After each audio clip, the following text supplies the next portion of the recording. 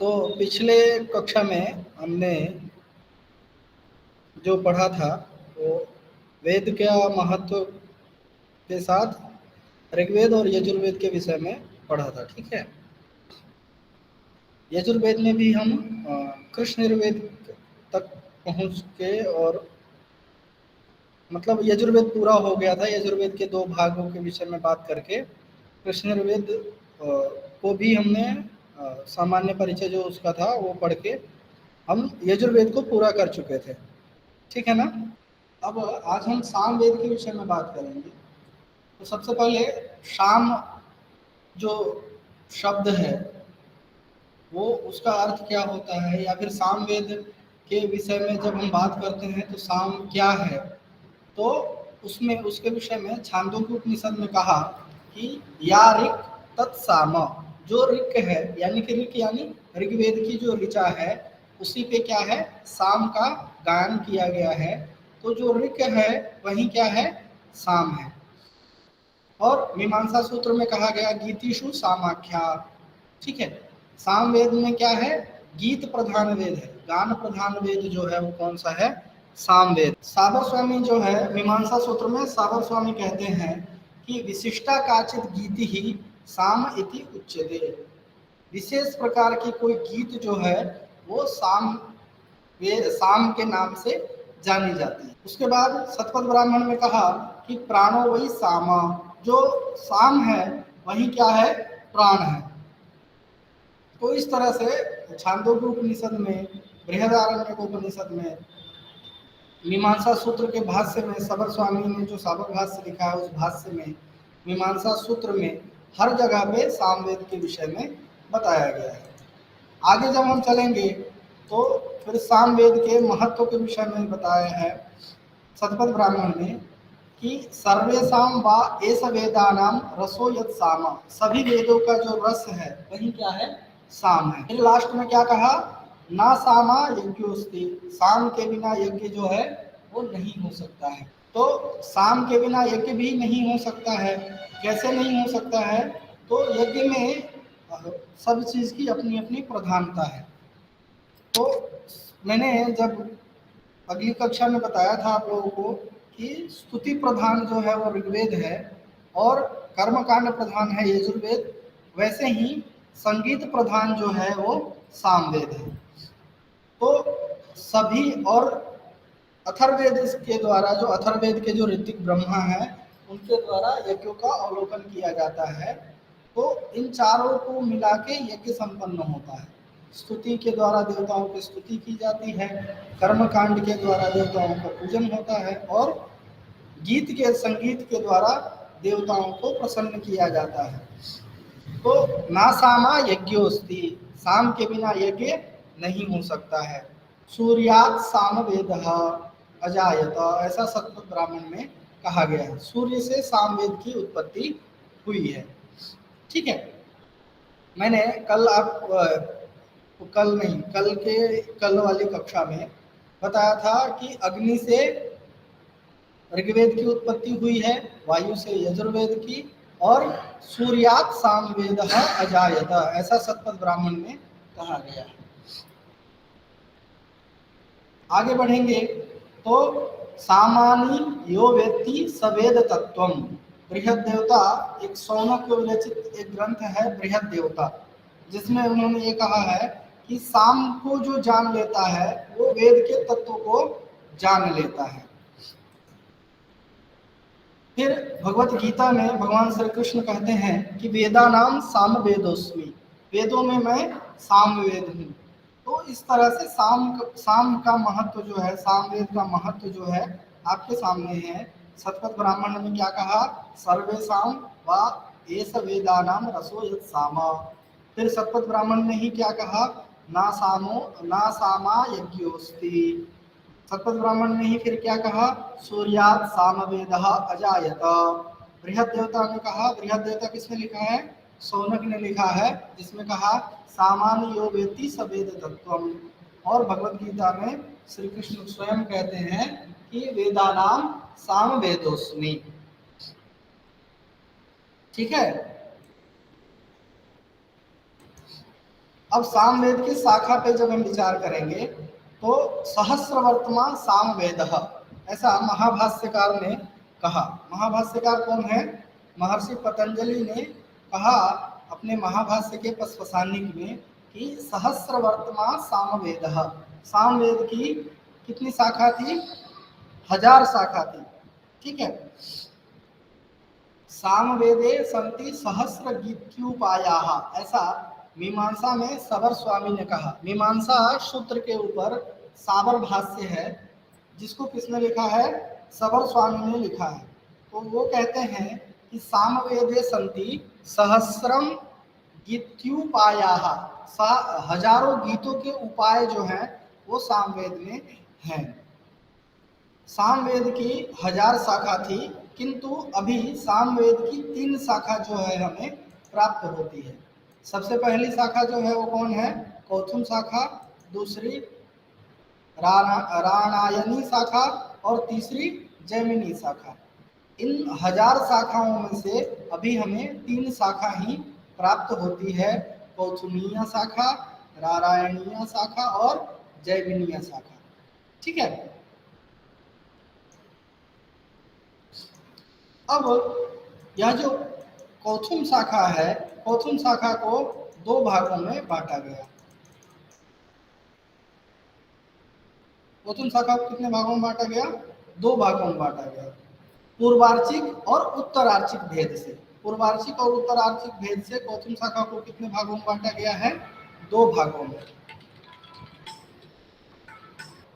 सामवेद की कौथुम शाखा को 2 भागों में बांटा गया, पूर्वार्चिक और उत्तरार्चिक।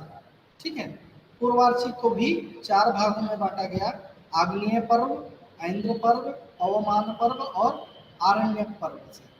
और उत्तरार्चिक के बहुत सारे विभाग हो सकते हैं, इसलिए उनका कोई स्पष्ट मतलब उनकी संख्या नहीं बताई गई, तो उनकी कोई संख्या यहाँ पे नहीं बताई गई।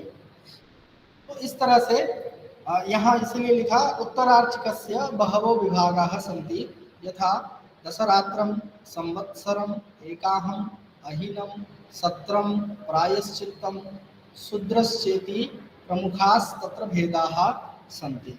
ये सब प्रमुख भेद यहाँ पे बताए गए हैं। तो आगे हम जब कौथुम शाखा के विषय में बात करेंगे तो कौथुम शाखा को जो 2 भागों में बांटा गया, पूर्वार्चिक और उत्तरार्चिक, उसमें पूर्वार्चिक में 6 प्रपाठक हैं और मंत्रों की संख्या जो है वो 650 मंत्र हैं, और उत्तरार्चिक में 9 प्रपाठक हैं और वहाँ मंत्रों की संख्या 1225 है। तो 650 प्लस 1225 बराबर 1875 मंत्र जो है सामवेद के कौथुम शाखा में है। ठीक है, और कितने प्रपाठक हैं? तो 15 प्रपाठक हैं, यानी टोटल करेंगे 6 और 9 बराबर 15। तो सामवेद के कौथुम शाखा में 15 प्रपाठक हैं और 1875 मंत्र हैं। लेकिन जब हम उसको डिवाइड करेंगे तो पूर्वार्चिक उत्तरार्चिक भेद से हम 2 भागों में बांटेंगे और फिर उनको अलग अलग डिवाइड करके हम देख सकते हैं। आप लोगों में से मेघदूत का नाम किसी ने सुना है क्या? मेघदूत ग्रंथ का नाम किसी ने सुना है आप लोगों में से? जी सर, कालिदास की रचना है। कालिदास की रचना है। तो वहां भी आप देखे होंगे, वहां 2 भागों में बांटा गया है मेघदूत को, देखे हैं? पूर्व मेघ और उत्तर मेघ। वहां मेघदूत को 2 भागों में बांटा गया है, पूर्व मेघ और उत्तर मेघ। वैसे ही यहाँ कौथुम शाखा में भी पूर्वार्चिक और उत्तरार्चिक भेद से कौथुम शाखा को 2 भागों में किया गया है। तो यहाँ आप इसको डिवाइड कर सकते हैं या फिर प्रश्न के हिसाब से आप इसका उत्तर बना सकते हैं। या प्रश्न में ऐसा पूछा जाए कि पूर्वार्चिक में कितने प्रपाठक और कितने मंत्र हैं, तो आप इन बातों को लिखेंगे, और उत्तरार्चिक में कितने हैं तो इन बातों को लिखेंगे। और सिर्फ पूछा जाए कि सामवेद की कौथुमी शाखा में कितने प्रपाठक हैं और कितने मंत्र हैं, तो आप 15 प्रपाठक और 1875 मंत्र हैं ऐसा लिख सकते हैं। अब आगे जो है वो है कि पूर्वार्चिकस्य प्रथमाध्यायात् आरभ्य पंचमाध्यायपर्यन्तस्य ऋचस्तु सामगान नाम्ना ख्याता अस्ति। किंच षष्ठाध्यायस्य ऋचः अरण्य एव गायन्ति।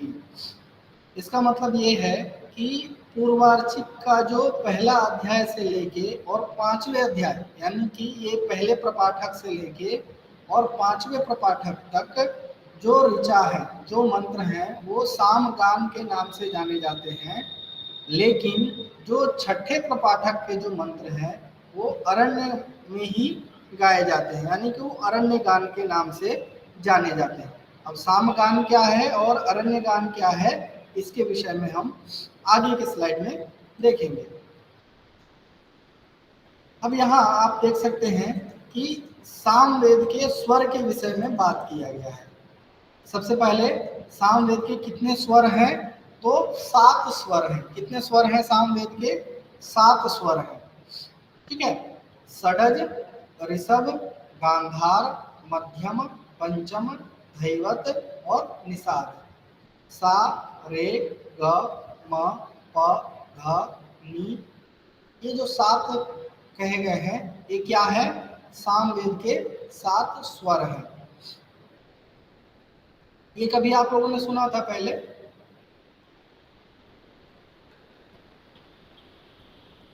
हाँ सर। हाँ, तो ये 7 स्वर जो है ये सामवेद के कहे गए हैं। अब एक उसमें आता है ग्राम, जो गाने के प्रकार में ही ग्राम नामक एक प्रकार है। तो वो ग्राम भी यहाँ पे कितने हैं? 3 ग्राम हैं। कौन कौन से? मद्र, मध्य, तीव्र। मद्र का मतलब होता है निम्न, यानी कि लो। मध्य मतलब मीडियम यानी मध्यम, और तीव्र मतलब अपर लेवल का, मतलब उच्च। तो ये स्वर है, ये भी स्वर के अंतर्गत ही ग्राम आता है। वो 3 ग्राम है। तो 7 स्वर हुए और 3 ग्राम हुए। इसको स्वर मंडल कहते हैं। क्या कहते हैं? स्वर मंडल। इसके लिए नारदीय शिक्षा में श्लोक कहा गया है, सप्तस्वराः त्रयो ग्रामा मूर्छनास्त्वेकविंशतिः तान एकोनपञ्चाशत् इत्येतत् स्वरमण्डलम्। सप्तस्वराः, 7 स्वर हैं, त्रयो ग्रामाः, 3 ग्राम हैं, मूर्छनास्त्वेकविंशतिः, मूर्छना जो प्रकार है वो 21 प्रकार के हैं, तान एकोनपञ्चाशत्, तान एकोनपञ्चाशत्, तान जो है वो 49 हैं। और इस तरह से यह स्वर मंडल की रचना हुई है, ठीक है। तो सप्तस्वराः त्रयो ग्रामास् मूर्छनास्त्वेकविंशतिः तान एकोनपञ्चाशत् इत्येतत् स्वरमण्डलम्। ऐसा आप जो है इस श्लोक को देके भी आप लिख सकते हैं कि स्वर मंडल क्या है। तो 7 स्वर होते हैं, 3 ग्राम होते हैं, उसमें मूर्छना 21 होती है और 49 तान होते हैं। इन सबको मिला के एक स्वर मंडल बनता है। अब आगे बढ़ेंगे तो साम के विकार के विषय में बात करेंगे। पहले हमने साम के स्वर के विषय में बात किया, साम के ग्राम के विषय में बात किया। अब साम के जो विकार हैं, साम विकार कितने होते हैं, तो उस विषय में हम यहाँ आप देख सकते हैं कि साम के 6 विकार होते हैं। साम विकाराः कति भवन्ति, तहि साम विकार जो है वो 6 होते हैं। विकारः, विश्लेषः, विकर्षणम्, अभ्यासः, विरामः, स्तोभः। यहाँ पे विकारः मतलब कि उसमें विकार का आना, विश्लेषः, विकर्षणम्, अभ्यासः, अभ्यास मतलब बार बार उसको अभ्यास करना, विरामः रुकना, ठीक है, और स्तोभः, ये इस प्रकार से 6 जो हैं वो साम के विकार हैं। अब स्तोभ भी जो है स्तोभ के 3 भेद हैं। स्तोभ के कितने भेद हैं? 3 भेद हैं। वर्णस्तोभः, पदस्तोभः, वाक्यस्तोभः। अब जो वर्णस्तोभ है, वर्णस्तोभ को कितने भागों में बांटा गया? वर्णस्तोभ के कितने भेद हो सकते हैं? तो कहा कि वर्णस्तोभ के 9 भेद हैं। असस्ति, स्तुति, संख्यान, प्रलय, परिवेदन, प्रैष्य, अन्वेषण, सृष्टि और आख्यान। यह जो 9 भेद हैं ये किसके हैं? वर्णस्तोभ के हैं। तो यहाँ शुरू से एक बार देखिए कि साम के जो विकार हैं वो कितने हैं? 6 हैं। और उसमें जो अंतिम विकार है स्तोभ, उसके 3 भेद हैं। वर्णस्तोभः, पदस्तोभः, वाक्यस्तोभः। और वह वर्णस्तोभ जो है वो 9 प्रकार के हैं। ठीक है। अब साम के गान कितने हैं? वो ग्राम 3 ग्राम था। अब यहाँ गान के विषय में बात करेंगे तो साम के 4 गान हैं, 4 साम गान हैं। ठीक है, ऐसा प्रश्न पूछेगा कि साम गान कितने हैं? तो 4 साम गान हैं। वेय गान, जिसको ग्राम्य गान भी कहा जाता है, ग्राम वेय गान, अरण्य गान, ऊह गान और ऊहीय गान। तो इस प्रकार से साम के 4 गान कहे गए हैं। ठीक है। और साम के विभाग कितने हैं? तो साम के जो है 5 विभाग हैं। प्रस्तावः, उद्गीतः, प्रतिहारः, उपद्रवः, निधनः। ऐसे साम के 5 विभाग कहे गए। ठीक है। साम के स्वर कितने हैं? 7। ग्राम कितने हैं? 3। साम विकार कितने हैं? 6। और साम गान कितने हैं? 4। और साम विभाग कितने हैं? 5। ठीक है। और अरण्य गान का जो दूसरा नाम है वो रहस्य गान है। अरण्य गान जो है इसका दूसरा नाम क्या है? रहस्य गान है। आपसे अगर प्रश्न पूछे कि अरण्य गान का दूसरा नाम क्या है, तो रहस्य गान जो है वो अरण्य गान का दूसरा नाम है। अब सामवेद के ब्राह्मण, आरण्यक, उपनिषद के विषय में जब हम बात करेंगे तो सामवेद के 9 ब्राह्मण हैं। कितने ब्राह्मण हैं? 9 ब्राह्मण हैं। पंचविंश ब्राह्मण, षड्विंश ब्राह्मण, छांदोग्य ब्राह्मण, सामविधान ब्राह्मण, आर्षेय ब्राह्मण, देवताध्याय ब्राह्मण, वंश ब्राह्मण, जैमिनीय ब्राह्मण और संहितोपनिषद ब्राह्मण। कितने ब्राह्मण कहे? तो सामवेद के 9 ब्राह्मण कहे गए हैं। पंचविंश, षड्विंश, छांदोग्य ब्राह्मण, सामविधान ब्राह्मण, आर्षेय ब्राह्मण, देवताध्याय ब्राह्मण, वंश ब्राह्मण, जैमिनीय ब्राह्मण और संहितोपनिषद ब्राह्मण।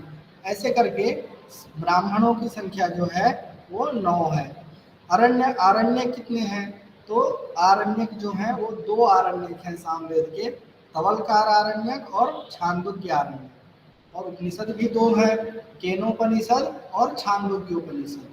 तो इस तरह से आपके सामने ब्राह्मण, आरण्यक और उपनिषद यहाँ पे प्रस्तुत है। अब सामवेद के गृह्य सूत्र, शुल्ब सूत्र और श्रौत सूत्र, इसके विषय में हम बात करेंगे। तो श्रौत सूत्र जो है वो 5 हैं। लाट्यायन श्रौत सूत्र, द्राह्यायन श्रौत सूत्र, मशक श्रौत सूत्र, खादीर श्रौत सूत्र, जैमिनी श्रौत सूत्र। और गृह्य सूत्र कितने हैं? 4 हैं। खादीर गृह्य सूत्रम, जैमिनी गृह्य सूत्रम, गौतम गृह्य सूत्रम, गोभिल गृह्य सूत्रम। और धर्म सूत्र कौन सा है? गौतम धर्म सूत्रम। और आपको मैंने पहले ही बता दिया था कि सिर्फ यजुर्वेद का ही शुल्ब सूत्र होता है, बाकियों का शुल्ब सूत्र या तो हमें प्राप्त नहीं है या फिर नहीं होता है, ऐसा हम मान सकते हैं। तो आपको श्रौत सूत्र कितने हैं? 5 हैं। गृह्य सूत्र 4 हैं। धर्म सूत्र जो है वो 1 है। ये किसके हैं? सामवेद के। और शुल्ब सूत्र जो है सामवेद का नहीं है। अब सामवेद का जो शिक्षा ग्रंथ है वो कौन सी शिक्षा है? तो नारदीय शिक्षा है और ऋक्तंत्र शिक्षा है। ऋक्तंत्र शिक्षा पूछ लेता है कि ऋक्तंत्र शिक्षा जो है वो किस वेद का है, तो हम क्या हो जाते हैं? कंफ्यूज हो जाते हैं। कि ये किस वेद का है। चूंकि इसमें ऋग्वेद का नाम है तो हम ऋग्वेद पे टिक लगा देते हैं कि ये ऋग्वेद का होगा, लेकिन ऋक्तंत्र शिक्षा जो है वो किस वेद का है, तो साम वेद का है ऋक्तंत्र शिक्षा।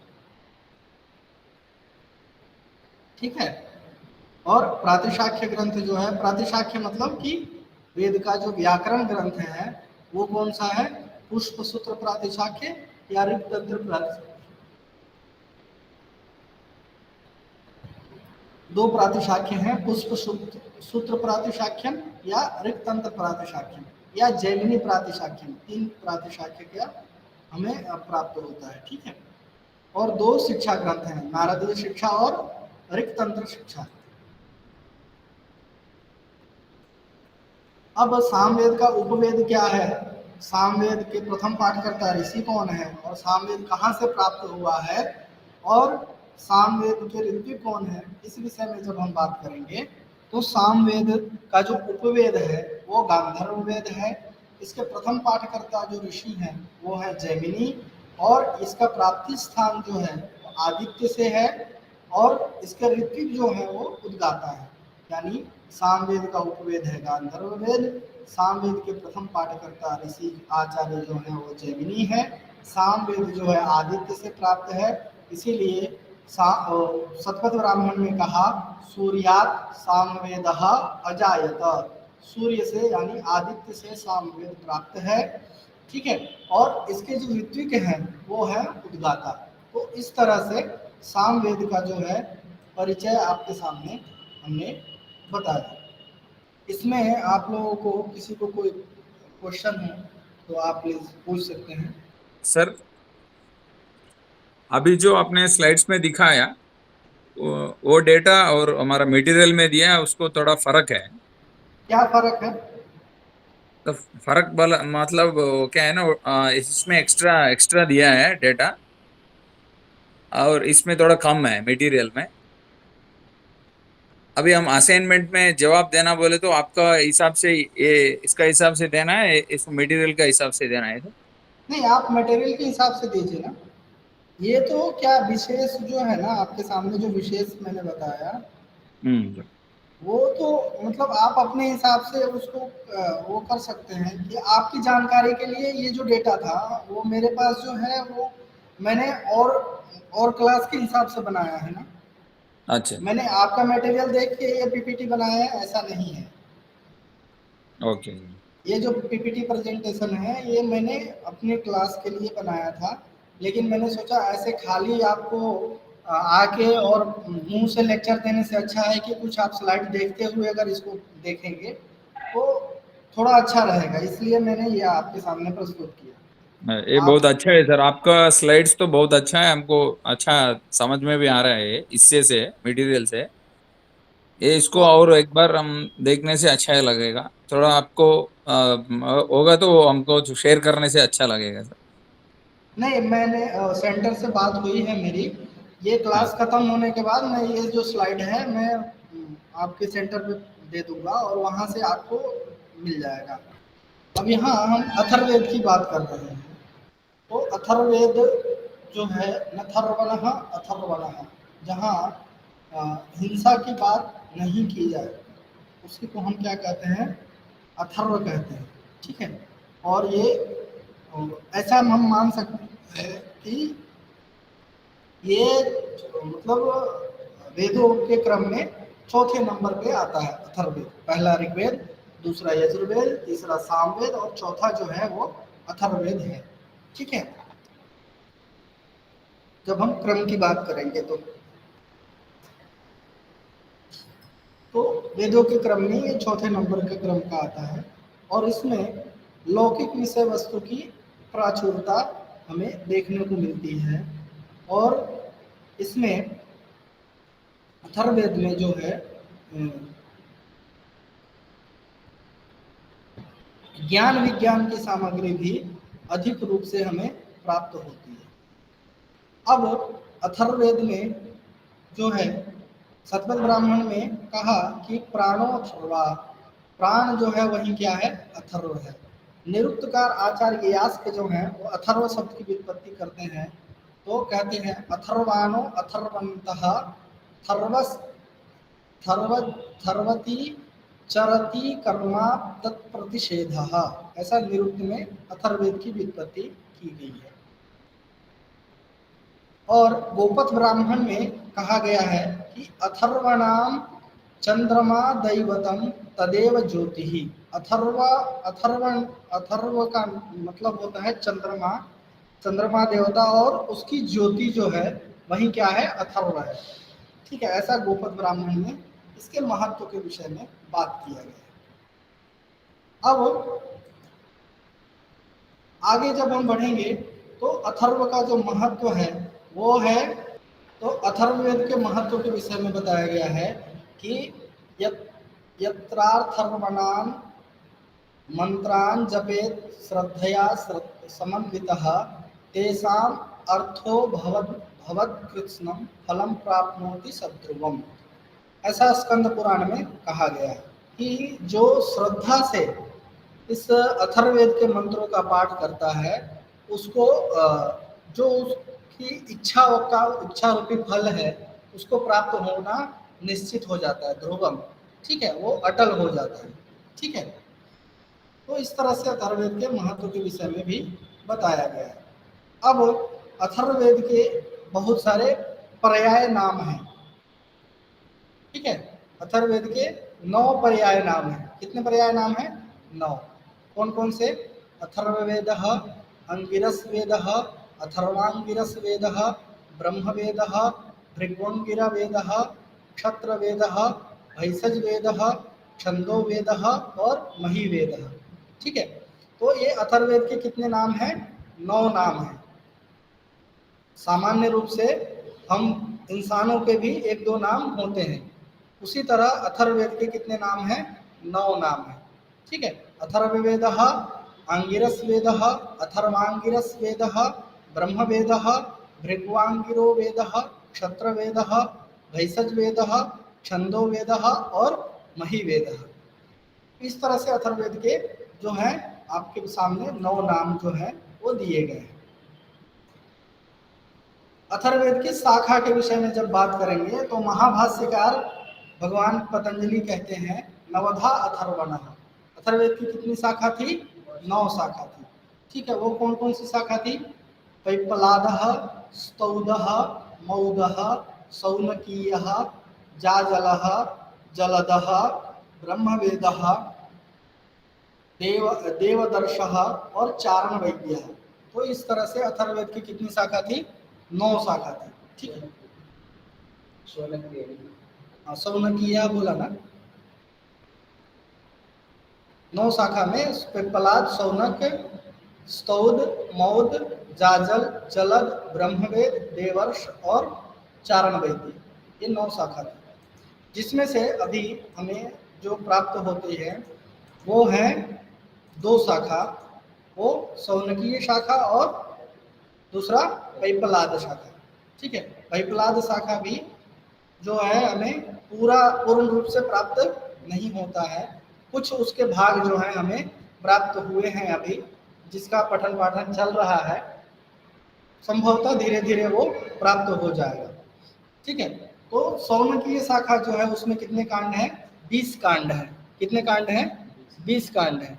ठीक है, और सूक्तों की संख्या उसमें कितनी है? तो 731 सूक्त हैं और कहीं कहीं 730 सूक्त भी हमें पढ़ने को मिलता है। तो दोनों सही है, 731 या 730। ठीक है, मंत्रों की संख्या कितनी है? 5987। अथर्ववेद में कितने मंत्र हैं? 5987। शुक्ल यजुर्वेद में कितने मंत्र हैं? 1975। ठीक है, और ऋग्वेद में है 10,552 या फिर 10,580 1/4। सामवेद में है 1875। ठीक है, यजुर्वेद से 100 मंत्र जो है वो कम है सामवेद में। 1875 मंत्र हैं सामवेद में। वैसे ही अथर्ववेद में कितने मंत्र हैं? 5987, 87। ठीक है, तो ये अथर्ववेद के मंत्र की संख्या है। अब अथर्ववेद के ब्राह्मण आरण्यक उपनिषद की बात करेंगे तो अथर्ववेद में जो है वो ब्राह्मण है गोपथ ब्राह्मण। ठीक है, अथर्ववेद के ब्राह्मण का नाम क्या है? गोपथ ब्राह्मण।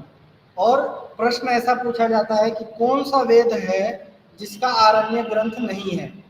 तो अथर्ववेद का कोई भी आरण्य के ग्रंथ नहीं है। ठीक है, तो अथर्ववेद का कोई आरण्य के ग्रंथ हमें अभी तक प्राप्त नहीं हुआ है। उपनिषद है प्रश्नोपनिषद, मांडुक्योपनिषद और मुंडकोपनिषद। ठीक है, 3 उपनिषद हैं, प्रश्नोपनिषद, मांडुक्योपनिषद और मुंडकोपनिषद। तो इस तरह से अथर्ववेद के ब्राह्मण आरण्य। अब श्रौत सूत्र, गृह्य सूत्र और धर्म सूत्र की बात करेंगे तो श्रौत सूत्र जो है अथर्ववेद का वो वैतान श्रौत सूत्र है। अथर्ववेद के श्रौत सूत्र का नाम है वैतान श्रौत सूत्रम। गृह्य सूत्र का नाम है कौशिक गृह्य सूत्रम।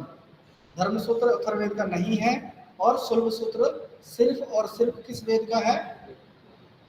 बाकी किसी वेदों का नहीं है, सिर्फ यजुर्वेद का ही शुल्ब सूत्र है, बाकी किसी वेदों का शुल्ब सूत्र नहीं है।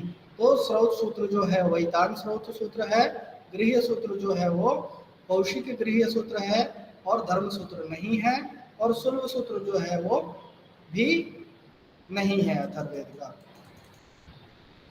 अथर्ववेद का जो शिक्षा ग्रंथ है वो है मांडुकी शिक्षा। कौन सी शिक्षा ग्रंथ है?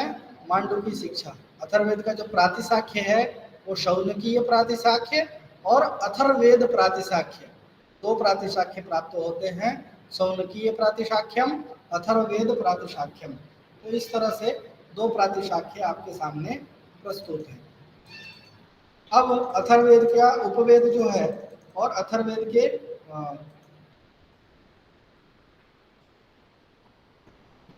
जो प्रथम पाठकर्ता ऋषि हैं और अथर्ववेद का ऋत्विक जो है उसके विषय में बात करेंगे तो उपवेद के विषय में 2 मत हैं। ठीक है, उपवेद के विषय में 2 मत हैं। एक तो शतपथ ब्राह्मण का मत है और दूसरा अथर्ववेद का जो ब्राह्मण है गोपथ ब्राह्मण उसका मत है। तो गोपथ ब्राह्मण के अनुसार अथर्ववेद का जो उपवेद है वो है सर्पवेद, पिशाच वेद, असुर वेद, इतिहास वेद और पुराण वेद। और शतपथ ब्राह्मण के अनुसार जो है वह है सर्प विद्या वेद, देव जन विद्या वेद, माया वेद, इतिहास वेद और पुराण वेद। ठीक है, तो दोनों के मत में थोड़ा थोड़ा भिन्नता है, बाकी जो है वो सेम है। प्रथम पाठकर्ता कौन है अथर्ववेद के? सुमंतु। ऋग्वेद के कौन है? ऋग्वेद के हैं पैल, यजुर्वेद के वैशंपायन, सामवेद के जैमिनी और अथर्ववेद के सुमंतु। ठीक है, और अथर्ववेद का जो ऋत्विक है वो कौन है? ब्रह्मा। ऋग्वेद का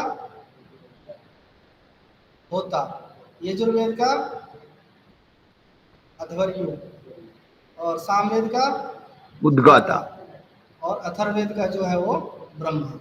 ठीक है, तो चारों वेदों के अलग अलग ऋत्विक हैं, अलग अलग पाठकर्ता ऋषि हैं और अलग अलग उपवेद हैं।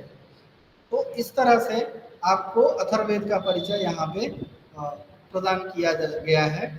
इसमें कुछ प्रमुख सूक्त हैं जैसे पृथ्वी सूक्त, ब्रह्मचर्य सूक्त, काल सूक्त, विवाह सूक्त, भ्रात्य सूक्त और राष्ट्राभिवर्धन सूक्त।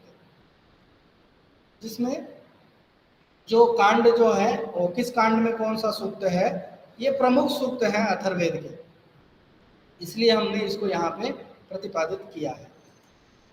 तो इस तरह से आप अथर्ववेद के विषय में जान सकते हैं। और अब जो है यहाँ पे आपको एक स्लाइड दिखाई दे रहा है जिसमें वेद, उपवेद, ऋत्विक, उसके जो मुख्य आचार्य हैं, उसका जो उत्पत्ति स्थान है और उत्पत्ति जो देवता है और स्थान क्या है। तो ऋग्वेद जो है वो का स्थान है पृथ्वी लोक, यजुर्वेद का है अंतरिक्ष लोक और सामवेद का जो है वो द्युलोक है। तो इस तरह से स्थान भी आपको यहाँ पे बताए गए। गोपथ ब्राह्मण के अनुसार अथर्ववेद के 5 उपवेद कहे गए हैं। कौन कौन से? सर्प, असुर, इतिहास, पुराण और पिशाच वेद जो है ये किसके उपवेद हैं? अथर्ववेद के 5 उपवेद कहे गए।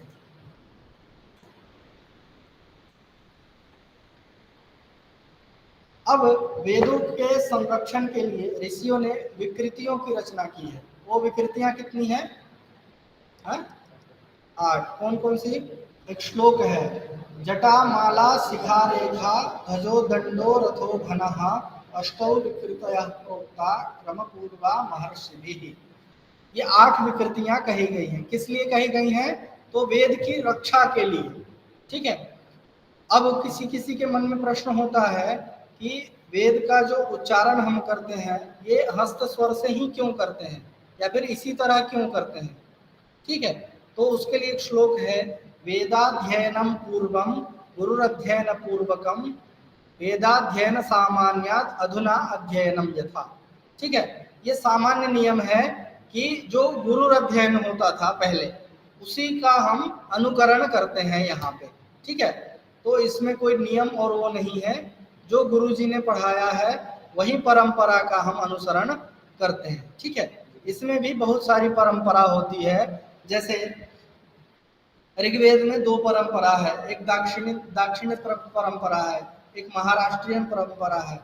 ठीक है, तो दक्षिण वाले फिर दक्षिण परंपरा से उसका अध्ययन करते हैं और महाराष्ट्र परंपरा को पढ़ने वाले वो महाराष्ट्रियन परंपरा से उसका अध्ययन करते हैं, लेकिन उसमें कोई फेरबदल नहीं हो सकता है। उसी को बचाए रखने के लिए ये 8 प्रकार की विकृतियां पढ़ी गई हैं। किसके द्वारा? महर्षियों के द्वारा। ठीक है, इसमें सबसे सरल एवं सबसे छोटा जो पाठ है वो कौन सा पाठ है? जटा पाठ है। ठीक है, जटा पाठ जो है वो सबसे सरल है और सबसे छोटा है, तथा सबसे बड़ा और सबसे कठिन जो पाठ है वो कौन सा पाठ है? घन पाठ है। ठीक है, घन पाठ जो है वो बहुत ही दुरूह पाठ है और बहुत बड़ा और बहुत ही कठिन है। तो इस तरह से आप जो है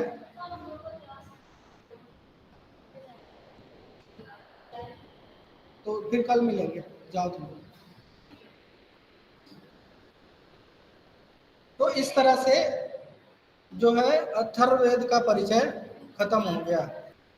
यहाँ पे अगर किसी को कोई क्वेश्चन है तो कृपया आप पूछ सकते हैं। अथर्ववेद के विषय में अगर आपको कोई क्वेश्चन है तो आप प्लीज पूछ सकते हैं। तो विकृति के बारे में थोड़ा और स्पष्ट करके बता दे, विकृति नाम क्यों पड़ा इसका? जी सर, विकृति के बारे में और थोड़ा स्पष्ट करके बताते, विकृति नाम क्यों पड़ा पहले तो ये 8 विकृतियां जो हैं ये अष्टौ विकृतयः कहे गए हैं, ये 8 प्रकार की विकृतियां कही गई हैं। विकृति मतलब कि विकार को समन करने के लिए, यानी कि वेद मंत्रों में कोई विकार नहीं हो। ठीक है, इसलिए इन विकृतियों को बनाया गया है। जैसे आप वेद मंत्र में आपने कहीं अगर देखा होगा या सुना होगा तो वहाँ एक आता है उदाहरण के रूप में, अग्निर्मूर्धा दिवः। ठीक है, अग्निर्मूर्धा दिवः ये वेद का एक मंत्र है। अग्निर्मूर्धा दिवः ककुत्पतिः पृथिव्या अयम्मा। तो इसमें अगर हम अग्निर्मूर्धा दिवः को अगर पलट देते हैं, मूर्धाग्नि दिवः कर देते हैं, तो भी अर्थ में कोई भेद नहीं होगा। लेकिन इस विकृतियों के कारण, ये 8 प्रकार की जो विकृतियां हैं, इनके नियम के कारण इसको हम मूर्धाग्नि दिवः नहीं पढ़ सकते हैं। हम जब भी पढ़ेंगे तो अग्निर्मूर्धा दिवः ही पढ़ेंगे, उसमें कोई परिवर्तन हम नहीं कर सकते हैं। तो कहने का मतलब ये है कि ऋषि महर्षियों ने वेद के मंत्रों की रक्षा के लिए, यानी कि अभी तक आपने देखा होगा कि बहुत सारे शास्त्र जो हैं उसमें परिवर्तन हो जाता है।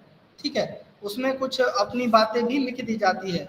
जैसे सांख्य कारिका ग्रंथ है, तो सांख्य कारिका में मूल रूप से 70 ही कारिका है, लेकिन उसमें 2 कारिका एक्स्ट्रा भी है, यानी कि जब हम ग्रंथ देखते हैं तो उसमें 72 कारिका है। तो ये सब चीजें जो हैं वेद मंत्रों के साथ नहीं हो, इसीलिए ये 8 प्रकार की विकृतियां कही गई। और किसी को कोई प्रश्न नहीं है तो फिर हम आगे बढ़ें। ये सूत्र क्या होता है सर? ये ब्रह्म सूत्र बोलता है ना सर? ये वेद में अभी किसी ये क्लासिफिकेशन में की नहीं आया, ये ब्रह्म सूत्र बोलता है ना, ये वेदों में कैसा कनेक्ट हुआ है सर?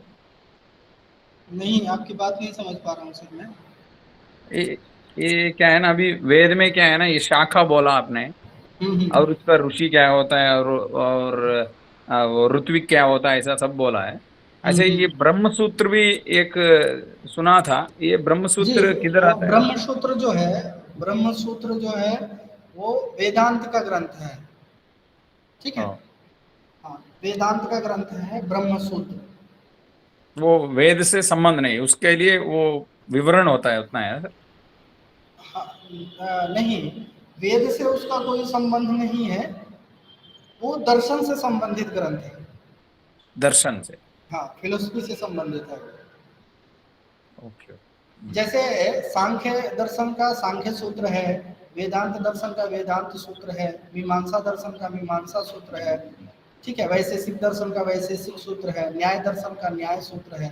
तो वो दर्शन से संबंधित है। Thank you. जी। जिसमें उपनिषद की बातें जो आती है ना, वो वेदांत में ही आती है। इसीलिए वेदांत सार में कहा, वेदांतो नाम उपनिषद प्रमाणम तदुपकारिणी शारीरिक सूत्रादीनि च। उपनिषद से वो आएगा, वो सारांश उसका, वो क्या सार होता है, वो ब्रह्म सूत्र में आएगा, जी जी उपनिषद। जी जी। हाँ, उपनिषद जो वेदांत है वो उपनिषद को ही प्रमाण मानता है, और उपनिषद की बात वो करेंगे वहाँ, उन सूत्रों में उपनिषद की चर्चा करते हैं।